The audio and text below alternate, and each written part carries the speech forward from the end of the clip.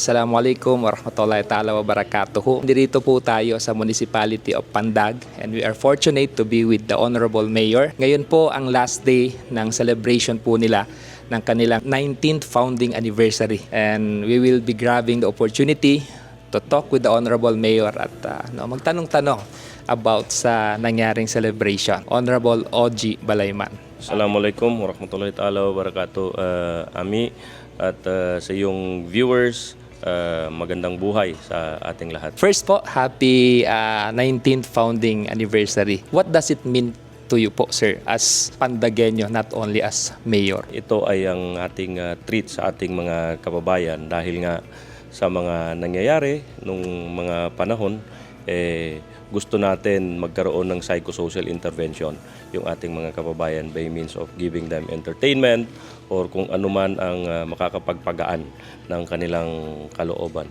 It is also an opportunity for us na mai-expose natin yung talents ng mga Pandagueños, yung culture na meron tayo dito, at yung way of life ng mga tao. Looking at this celebration, Mayor, what does it tell you when it comes to how far the municipality has come so far? Parang nasa second step pa lang kami. Ito kasi yung naging drive namin. Ito rin yung mga lagi naming napag-uusapan ng mga leaders, mga barangay leaders natin dito sa munisipyo. Ito yung vision ko for our municipality na magkaroon tayo ng vital infrastructure programs dito na itatayo.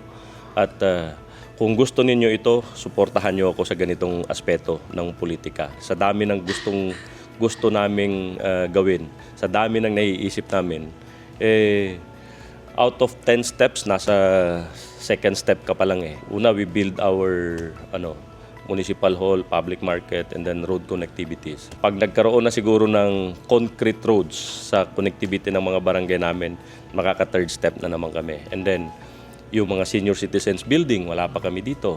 Plaza, wala pa kami. Sanitary landfill, ngayon ko lang inopen, this year lang. Left behind na kami pagdating sa development. But still, we are thriving. Gusto namin, ito yung matapos namin.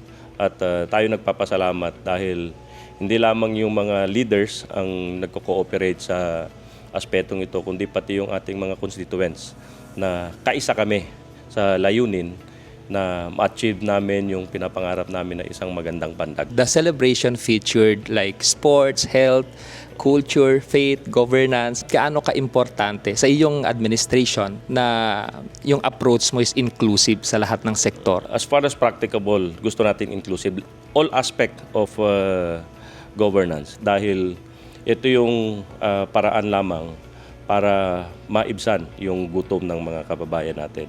Tayo nagpapasalamat din sa ibang line agencies na tumutulong. Nandiyan ang farm government na tumutulong, mga non-government organizations na pumapasok dito. Dahil nakita siguro nila yung vision natin para mapaunlad pa yung pamumuhay ng mga kababayan natin dito. Kanina, while going to SKP, nadaanan namin yung newly constructed na wet market dito sa Pandag. How will it strengthen the economy dito sa Pandag at paano ito makakasuporta sa mga local vendors natin? Typical sa LGU is umaasa sa internal revenue allotment. Dapat ang internal revenue allotment is gagawin mong capital sa pag-build ng infrastructure. And after building the infrastructure, dapat kikita na dyan yung munisipyo. Kung makikita mo doon, may mga stalls sa gilid, tapos sa gitna yung wet market. For now, free pa yan dahil gusto natin ma-strengthen pa yung livelihood ng mga tao. Kikita pa muna sila. But slowly, after several months, sisingilin na sila ng munisipyo, ng rental nila doon sa So, symbiotic ang magiging relationship namin. Bibigyan ko kayo ng infrastructure, mag-rent kayo sa munisipyo. Kikita ang munisipyo, kikita rin sila. What you have created is the opportunity to earn. Both sa negosyante, doon sa magtitinda doon, at sa LGU, kikita rin. Para mapaangat natin yung locally sourced revenues para sa munisipyo. At kung titingnan mo lang, internal revenue allotment or NTA lang lagi ang aasahan mo, very minimal yan. Lalo na sa dami ng kailangan gawin sa munisipyo, maliit yan. Pero let's engage the entrepreneurship para yung local economy ay lalago at both of us ay kikita. Kikita ang munisipyo para makabigay na naman ng another projects at kikita rin yung mga kababayan natin. In fact, yung mga nagtitinda doon, binigyan ko pa yan sila ng kapital. May inorganize kaming mga kababaihan under the Gender and Development Fund. Meron akong pinrovide doon na livelihood assistance. So we provided 50,000 sa mga every barangay, sa mga kababaihan para makapagsimula sila ng negosyo. So that's how we do it. Magbigay tayo ng livelihood sa kanila and at the same time, makakatulong din sila at makaka-generate tayo ng income sa LGU.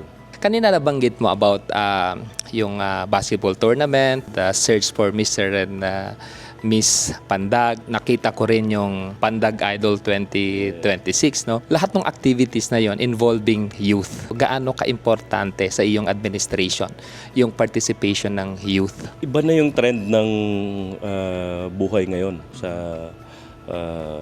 Philippines and even outside of Philippines. Yung Gen Z na tinatawag, sila na yung actively participating and actively engaging into politics, yung society. Malaking role ng mga kabataan. That's why kailangan i-mold natin itong mga bata.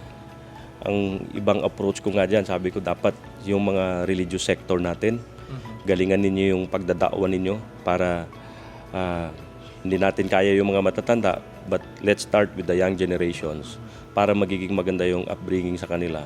At pagdating ng 10 years, may kita natin yung fruits ng values formation na sinimulan natin sa mga kabataan. Kailangan lang ng mga kabataan, dahil nga mga mapupusok ang mga yan, yung guidance. Gusto nila maging busy. Ganyan ang mga kabataan. Gusto lagi silang busy at bibigyan natin sila ng importance. You value their gusto nilang gawin sa buhay. Gusto nilang i-expose yung kanilang talent. I-expose natin. Before we come up with this activity sa founding anniversary, miniting ko muna ang all sectors. Ano ang gusto ninyong gawin natin? Ano ang magpapasaya sa inyo sa ating anniversary? So, they suggested, gusto namin ma-expose yung talents namin. So, sige, gusto namin may basketball. Wow! Nakita ko din na parang you have activity like medical mission and distribution of birth certificate. How does it reflect doon sa administration na meron ka? Since then, mula nung nandito tayo, yung health needs ng tao talagang binibigyan natin. During the time of former Governor by Maria Mangudadato, halos every quarter.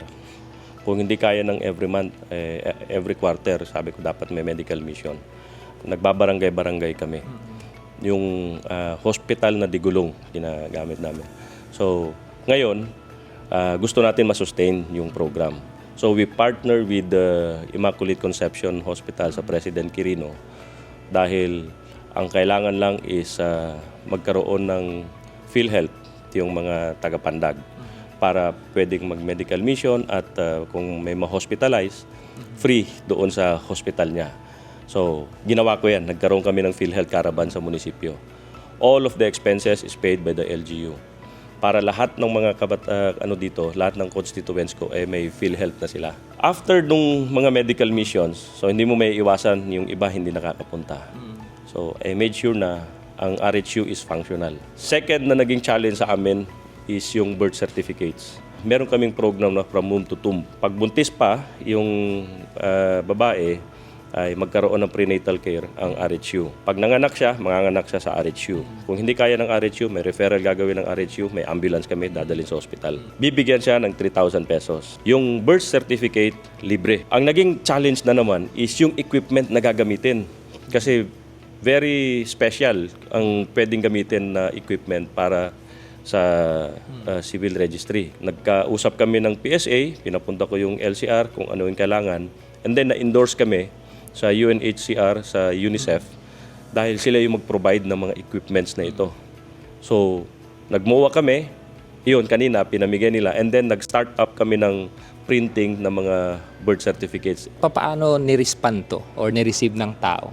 Any mga remarkable testimonials, kwento na somehow tumatak talaga sa'yo? May adjustment kaming ginawa.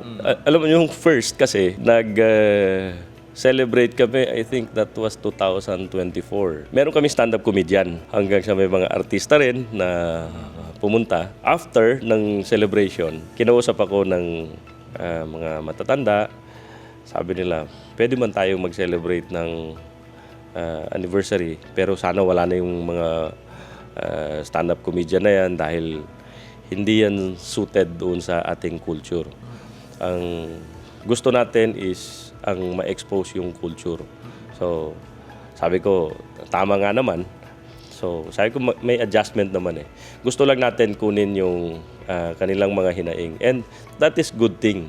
Dahil nag-react sila. Ako naman, nakikinig ako. I'm a kind of leader na kung hindi yun, kung ano yung gusto ko, yun na. Kung ano yung sinabi ko, ito na. Hindi ka magiging effective leader kung gano'n. Dapat consultative ka at magkaroon ka rin ng collaboration sa mga ibang tao at makinig sa mga advices ng mga nakakatanda, advices na tama naman kahit bata.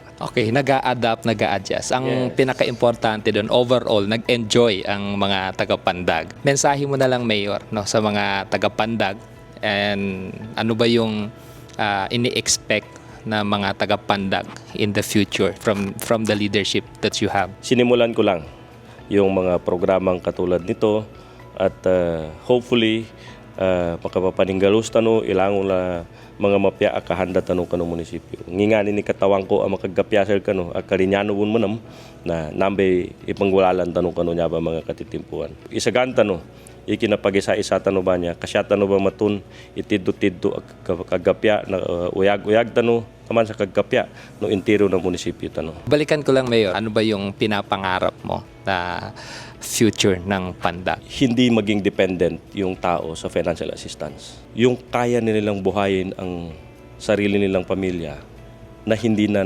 gihintay ng ayuda. Meron silang mga professionals, lupa nila, nasasakahan nila. 5 to 10 years from now, pagdating ng ayuda, okay lang kung hindi sila mabigyan dahil meron na silang enough na stock sa bahay nila ng pagkain. Maging maganda ang pamumuhay ng bawat Pantagueños. Panalangin natin, let's work hard on it. Kasi kung nagawa ng ibang lugar, magagawa din ng mga taga-Pandag.